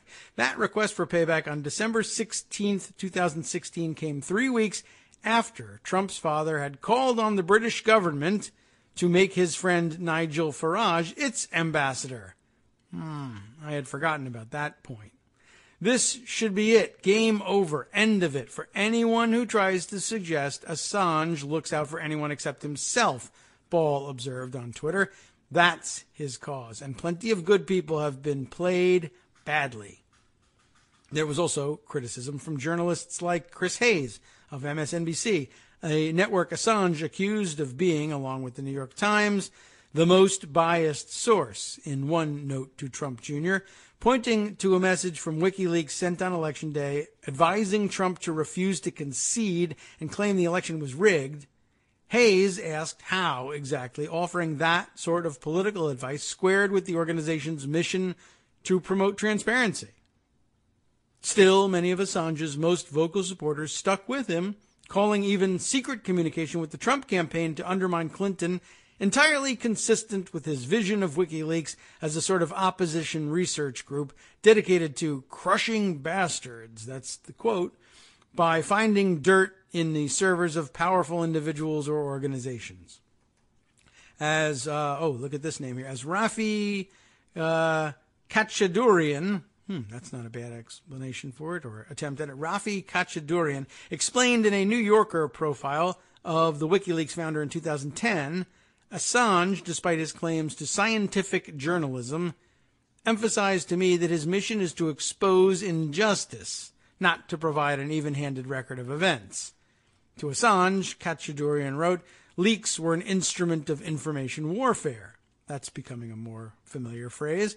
One steadfast Assange ally was Kim.com, founder of the shuttered file-sharing site Mega Upload, who helped fuel a conspiracy theory that the DNC emails had not been hacked by Russia, but provided to WikiLeaks by a young Democratic staffer named Seth Rich, who was subsequently murdered. Alluding to another entirely unsubstantiated allegation that Clinton had once suggested killing Assange in a drone strike, .com said that the WikiLeaks founder was merely part of a crowdsourced political operation that had successfully defeated the greater evil. As it happens, one of the anti-Clinton rumors that WikiLeaks had urged Trump Jr. to push, and that's a quote, push, in an October 3rd, 2016 message was a tweet linking to that unsubstantiated allegation in an unsigned blog post citing anonymous sources. The blog post includes no documentation of the allegation, but the WikiLeaks tweet linking to it, which Trump Jr. told Assange he did share, included an excerpt from the blog post in which the type was styled to look like a leaked document. How interesting is that? As Jesse Singal reported for New York Magazine the day after that tweet was posted, and you can take a look at that tweet and see how they stylized it. It's embedded in the Intercept piece here. So as Singal reported for New York Magazine the day after that tweet was posted and quickly went viral, there was no reason to believe that an anonymous blogger had any source at all for the claim. The post does reference one email sent to Clinton, which was not leaked but archived by the State Department, in which one of her advisors said that a memo had been prepared of, quote, possible legal and non-legal strategies, re WikiLeaks. But as Signal explained, non-legal doesn't mean the same thing as illegal.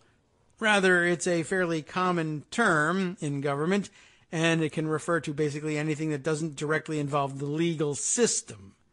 If you run Google searches over the websites of the White House or the State or Justice Departments, for example, those searches will yield a handful of hits in which the U.S. government speaks openly of non-legal this or that, none of which are open admissions of lawbreaking.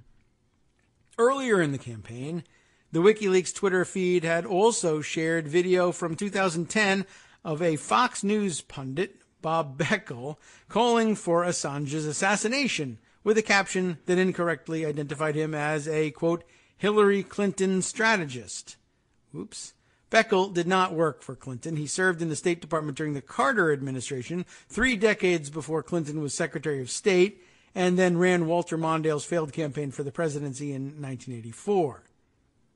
While Wikileaks has undoubtedly facilitated the release of information that is both true and important, it is Assange's Trump-like willingness to traffic in such unsubstantiated rumors, conspiracy theories, and innuendo not supported by evidence that undermines his claim to be a disinterested publisher, not a political operative. This willingness to traffic in false or misleading information was very much in evidence during his work on behalf of Trump, and it is a consistent feature of Assange's advocacy for other people and causes. During the final week of the Brexit campaign last year, Assange tried to undermine the credibility of a witness to the savage murder of a pro-European Union member of Parliament, Joe Cox. In the immediate aftermath of the assassination, Brexit supporters like Assange were concerned that a wave of sympathy for the murdered MP could sway the vote, so they set out to contest evidence that the killing had been politically motivated. To that end, the Wikileaks Twitter feed drew attention to the fact that one witness to the killing, who said he had heard the attacker shout, "Britain first," might have belonged to a racist political group, the British National Party, whose membership rolls Wikileaks had obtained. Within hours of the murder, Wikileaks also shared a link to the conspiratorial post from the pro-Brexit Breitbart UK, which speculated that the witness might have lied about what he heard as part of a feud among far-right racist groups. The next day, British police confirmed that the attacker told the arresting officers he was a political activist, and that's in quotes, political activist, and had indeed shouted pro-Brexit phrases, including Britain first, during the murder. More recently, during the separatist protests in Catalonia he supported, Assange was forced to delete several fake or misleading images he had shared on Twitter, including one photograph he mistakenly said showed the head of Spanish military police kissing a flag at a demonstration, and another of Spanish police officers struggling with Catalans, which had been digitally altered to insert a Catalan independence flag. In the final months of the 2016 presidential election, the Wikileaks Twitter feed promoted not just its new publications, but also frequently referred to tabloid rumors, like old chestnuts about Hillary Clinton's supposed role in the death of White House counsel Vince Foster, and wild conspiracy theories about her campaign chair taking part in bloody satanic rituals. I bet you remember that one, of course, the spirit cooking nonsense. Wow, we'll return to this story after this short break.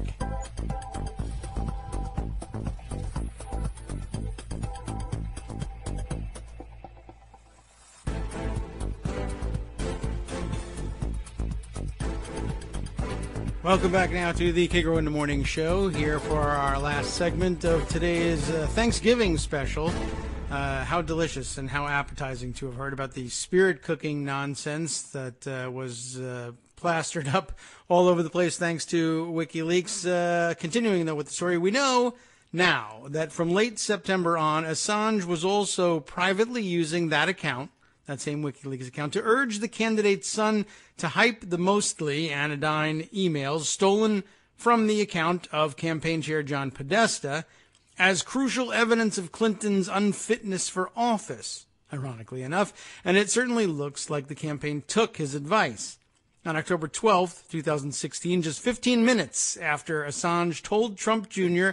that a new batch of Podesta emails had been released with, quote, many great stories the press are missing, unquote, his father tweeted a complaint accusing the dishonest media of ignoring the incredible information provided by WikiLeaks. In the same message, Assange urged Trump Jr. to share a link he provided to the email database. That was WLS, or rather WL, WikiLeaks, WLSearch.tk. So you guys can get all your followers digging through the content. 2 days later, Trump Jr. shared that link. There's some free labor they were looking to exploit there. Hey, can't blame them for that. 2 days later, Trump Jr. shared that link as instructed, despite the constant claims from Assange and the Trumps that the emails stolen from Democrats implicated Clinton in scandal and corruption. It is important to keep in mind that the WikiLeaks method of encouraging Trump supporters and Reddit trolls to scour the documents for evidence of malfeasance did not, in fact, uncover any such evidence. that we did find out about polenta and code words like pizza, etc., etc. Instead, the hacked emails were used to reverse engineer preposterous conspiracy theories like the imaginary pedophilia scandal called Pizzagate, which Wikileaks was still treating as real 2 months after the election. This is the real tragedy and menace of the public and private collaboration of Wikileaks with Trump. An organization with a sterling reputation, remember this is The Intercept, for providing the public with accurate information about secret government and corporate activities was used to launder conspiracy theories that helped elect a racist sexual predator president of the United States. That might be a terrific result for people like Julian Assange, who see a dysfunctional, discredited White House as a way to undermine what they see as the real evil empire. For Americans condemned to live under Trump, particularly the most marginalized, who, as Noam Chomsky has observed, will suffer the most from his cruelty. I don't think we needed Noam Chomsky to tell us that. It is a far more troubling outcome. So, that's the original end of the article. There is an update. November 16th, 8:55 a.m., for those of you counting the minutes. Some supporters of Julian Assange have argued that the October 21st direct message that so infuriated Barrett Brown, in which Assange argued that it would be good for the Trump campaign to allow WikiLeaks to publish one or more of Donald Trump's tax returns, merely showed the publisher trying to obtain private material of public interest. It is important to keep in mind, however, that the proposal, explicitly presented as a way for WikiLeaks to seem to be less pro-Trump, would have compromised the organization's principles by disguising material released by a political campaign as a leak obtained from a whistleblower. There is a big difference. It is also important to remember that what was happening in the news at that time was 3 weeks before WikiLeaks solicited Trump's tax information, an anonymous source mailed 3 pages from Trump's 1995 tax return to the New York Times, which published an analysis showing that Trump had used entirely legal means to avoid paying federal taxes. Had the Trump campaign provided WikiLeaks with another old return, it is possible that the organization could have published tax information that would not have damaged Trump politically, but would have misled its readers into believing that the organization was working to undermine Trump as well as Clinton. After Trump took office, a page from his 2005 tax return showing that he had paid millions in taxes that year was mailed anonymously to David K. Johnston. The reporter speculated that the source could have been Trump himself, seeking to undercut the widespread assumption that there is embarrassing information contained in the more recent tax returns he broke with long precedent to keep secret. Donald, Johnston told Rachel Maddow, has a long history of leaking material about himself when he thinks it's in his interest. It is also worth noting that this offer to help Trump came less than 2 weeks after the Washington Post had thrown the campaign into crisis by revealing that the candidate had boasted of sexual assault in comments recorded during the taping of an Access Hollywood episode in 2005. The recording caught Trump saying, well, you know what it was. Well, when you're a star, you can do anything to women. And, of course, the infamous grab him by the pussy comment. WikiLeaks released its first batch of emails hacked from Clinton's campaign chairman, John Podesta, less than an hour after that report was published. Well, that juxtaposition had been noted before, but interesting to see The Intercept do it. I don't know that this is an Intercept-wide disavowal of WikiLeaks, but it is a very interesting development, really inside of one of their greatest supporters in the regular, normal type publishing world, I guess you could call it. And it's interesting to put the two of them together, especially along with that Freedom of the Press Foundation story, too. It's a real serious blow to WikiLeaks from among the left-leaning but still legitimate journalist community, if you know what I'm saying. From that dark and mysterious corner of Trump-Russia over to another dark and mysterious corner, a little explored corner, but some new information now on that weird pro-Russia Republican platform change. I have a piece here from Politico, Kyle Cheney, no relation, I hope, a November 17th piece, Congressional Aides may have answers on pro-Russia GOP platform change. Paul Ryan's chief of staff would not confirm or deny whether he has been contacted by special counsel Robert Mueller about how a Ukraine-related provision was killed at the 2016 GOP convention, and it wasn't with polonium, so let's find out what happened here.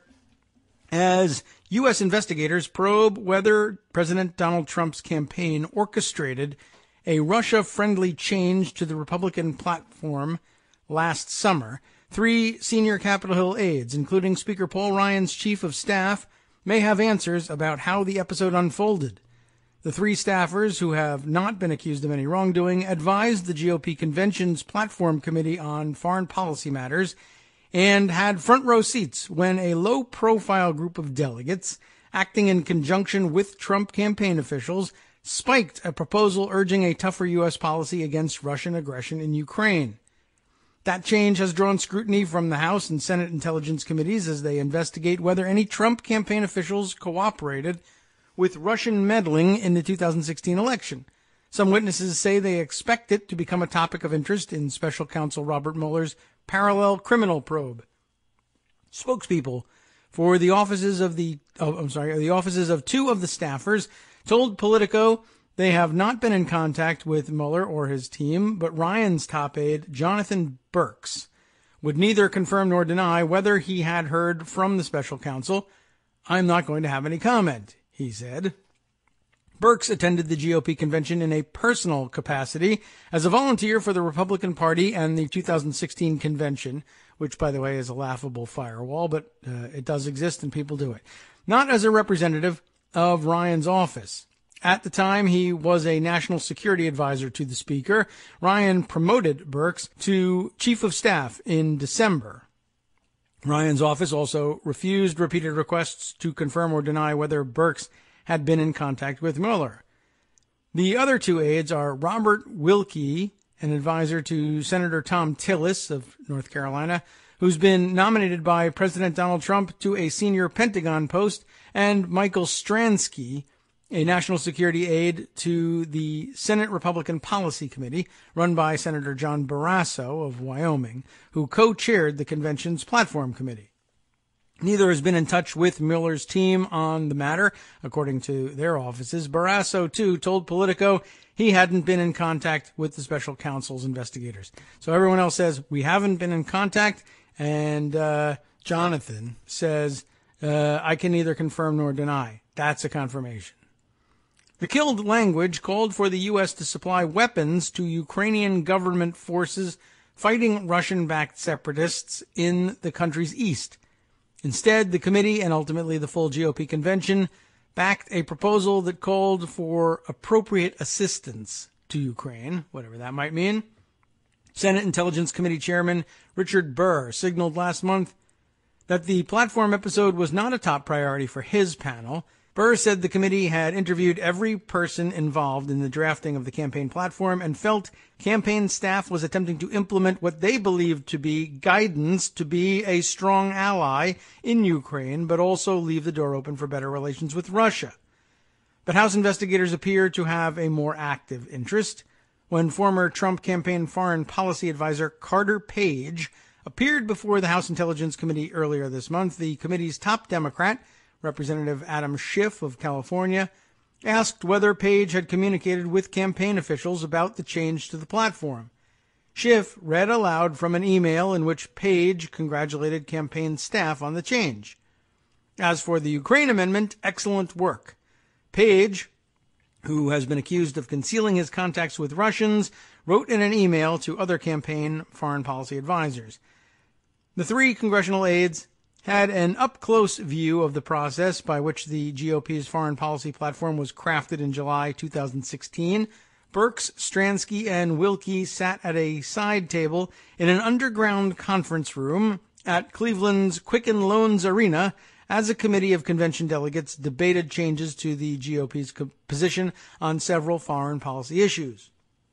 Trump campaign staffers, including National Security aide J.D. Gordon, sat at an adjacent table and occasionally intervened when the campaign wanted to express a specific view.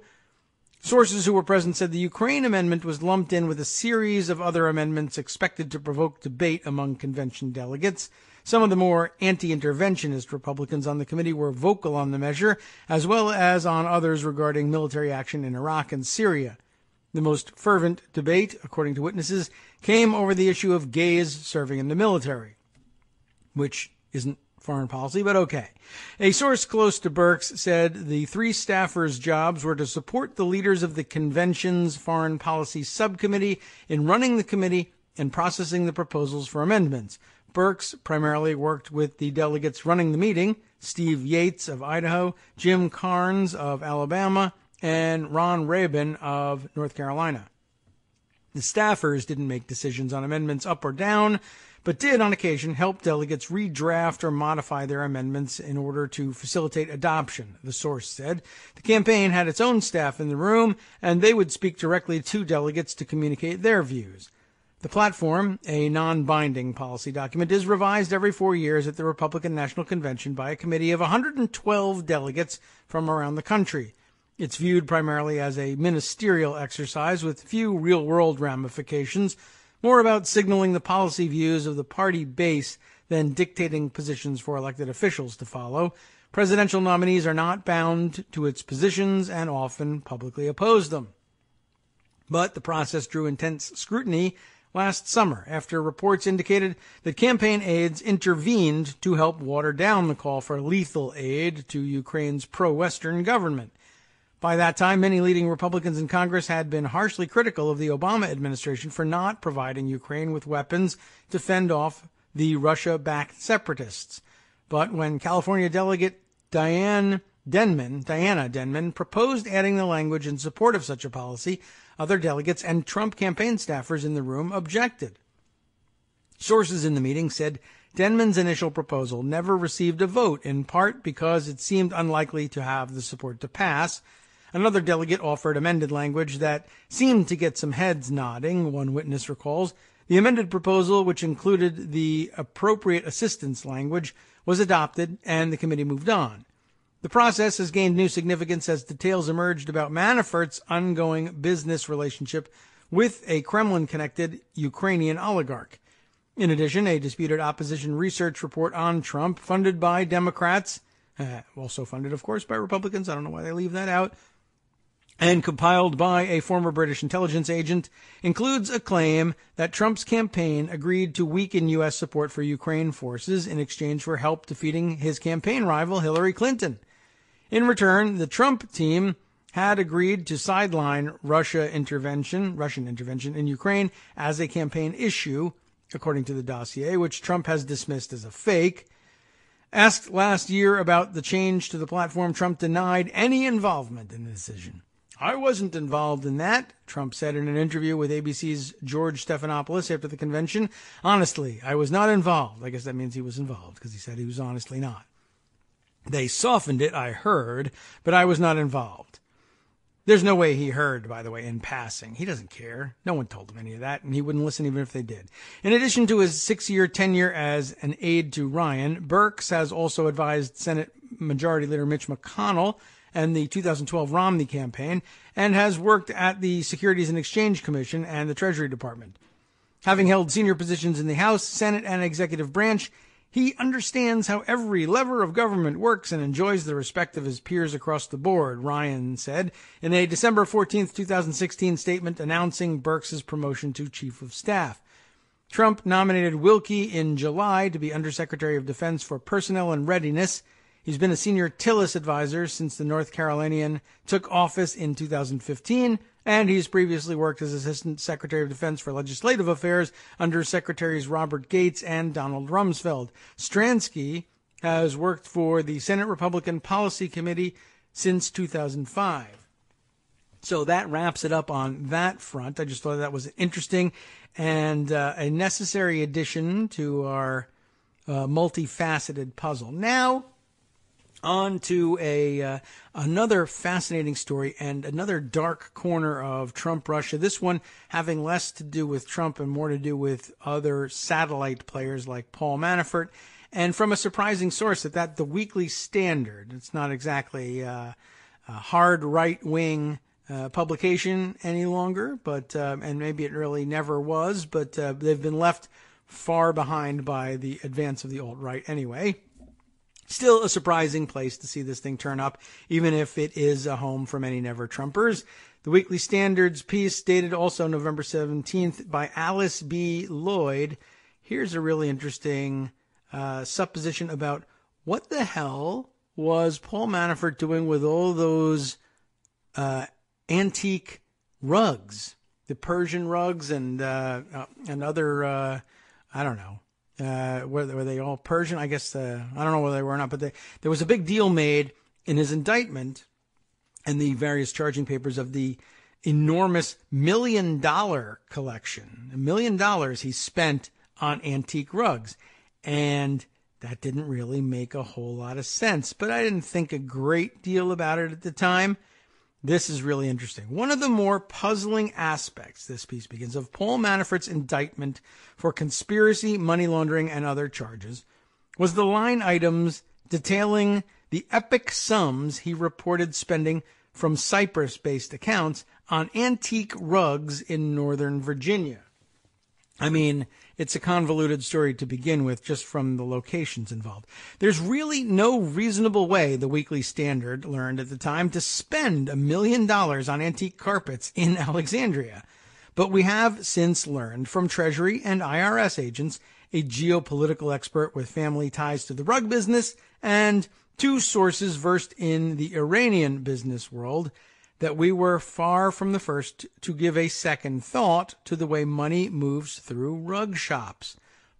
Money through rug... What? An intelligence analyst and Middle East expert who recently approached the Weekly Standard, TWS for short, with his story grew up wondering exactly that. Michael Nayebi Oskoui, that's my best guess at that pronunciation, a consultant for global businesses, talked candidly about his Persian Jewish grandmother's mysterious import-export business. To this day, I can never tell you what my grandma's business actually was. Moving goods through places, funds come back and forth, he reflected. And that, he believes, is where the rug merchants come in. This is really actually pretty clever. The intrinsic value of these rugs is, as he says, is bupkis, which perhaps you need to be Jewish to understand. It's Yiddish. Basically just means nothing. Not that it doesn't mean anything. I mean, it means like nothing. The intrinsic value is zero, is basically what he's saying. There's no legal or functional tool for the IRS to judge their value, so they just don't, essentially, right? Consequently, if you need someone to make a deal with you, to move some money around, this is a great way of doing it. Now I feel like we're on to something. None of this was news to Nayebi Oskoui, but still the Manafort indictment and the Weekly Standard's reporting was something of a wake-up call for him. There has been no indication that any of the rug shops in Northern Virginia are being scrutinized by law enforcement as a result of the Manafort indictment. That said, among people familiar with the industry, details of the indictment raised eyebrows. Knowing what I do about the industry, this was a real WTF moment for me.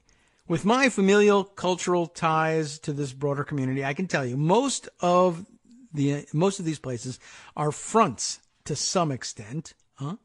They're not drug traffickers, not complete criminals, which he encloses in quotes here, he clarified, but they're going to be playing fast and loose with pricing and the IRS. Now that's something that I think more so than antique rugs would really interest Paul Manfort. By the way, did the FBI find a lot of antique rugs in his house? Any antique rugs in his house? I would like to know about that. When I told Nayebi Oskoui's story, and again, that's probably a mangling of the guy's name. It's Nayebi is Nayebi, and then it's hyphenated. Oskoui. What do you think of this? Oskoui. Nayebi Oskoui? Okay, when I told Nayebi Oskoui's story to former Treasury Department Special Agent John Cassara, a counterterrorism expert and international authority on the type of money laundering that moves criminal proceeds through material goods, he told me there's a word for what Nayebi Oskoui described. Hawala. How do you like that? It's linked in here too. And, maybe it's not. It's underlined. It should be linked. For some reason, the link isn't coming up. But I am curious about that. We'll see if I can open it up and, no, guess not. I'll get some better definition. Oh, it's in Investopedia.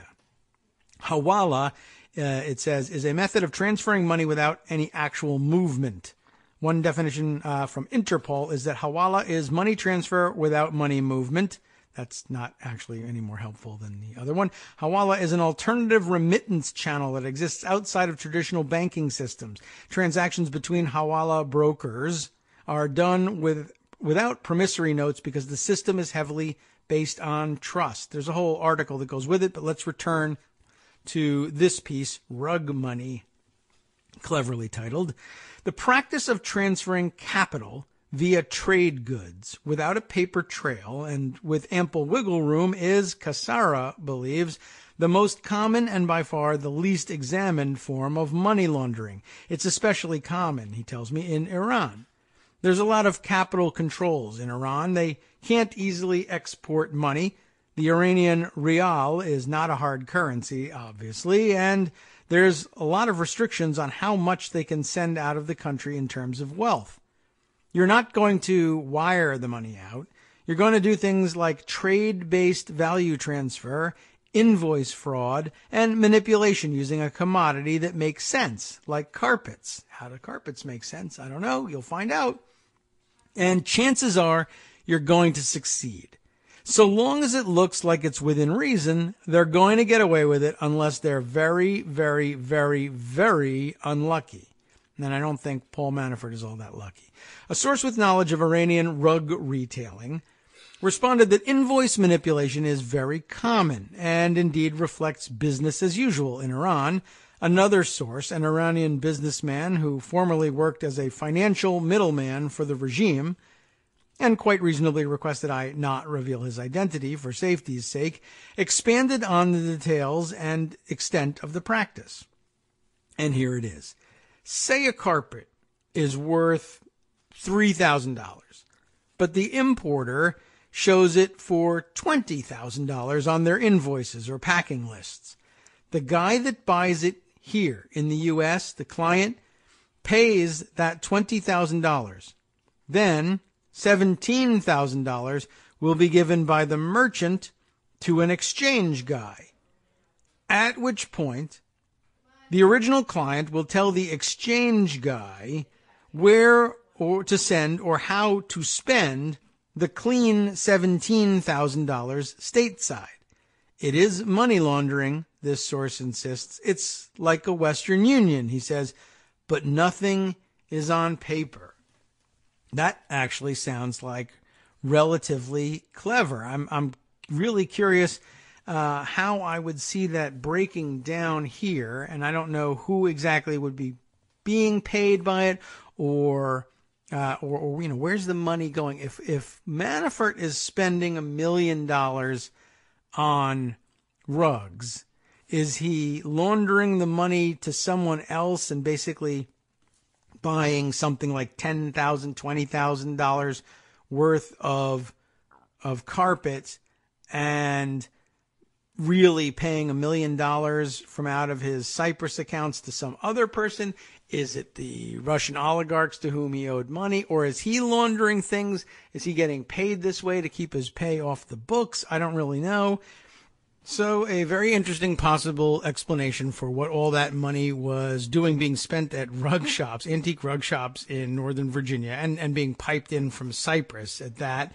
I don't know whether this actually uncovers anything. This is just a supposition, I suppose, but an interesting one nonetheless. That Investopedia article is pretty interesting. and does well, I don't know if it does a better job explaining exactly how this stuff works. It's surprisingly, I mean, it should be pretty simple, but it's surprisingly complex, and I actually have some questions about whether Investopedia described this thing correctly or not, because it just doesn't make sense the way they put it, but you can explore it yourself. It was an interesting section here, though, and I do note that Hawala is used as underground banking around the world, both for legitimate and, of course, likewise for illegitimate uses. And it ends up, being used for transferring money all around the world for money launderers, terrorists, etc. And it's too bad, too, because it's a really interesting way of getting money moved around for the unbanked and those who are living in poverty. And here it is coming online for poor folks in India and in Africa, and expanding its use, and at the same time, international bureaucrats, of course, wanting to crack down on the practice because it is being abused for moving money around for terrorism and money launderers. So good on you, Paul Manfort, stomping down on the necks of the poverty-stricken once again. I'm sure he's really happy with himself. I really would like to find out whether he has any of those rugs in his house and how much he actually paid for them. What an interesting way to go down in all of this. Anyway, thanks for listening today. Hope you're having a great Thanksgiving so far, and enjoy a pleasant day after. We'll bring you more after this. From Daily Kos Radio on netrootsradio.com. You have been listening to the Kagro in the Morning Show with David Waldman. As I mentioned, stay tuned for another great day of Netroots Radio programming. I couldn't tell you with any certainty what's coming up after our show today or even tomorrow. We'll see if we can't bring you another pre-recorded show for your listening enjoyment on Friday. If not, a fantastic rerun is headed your way. You'll just have to tune in and find out.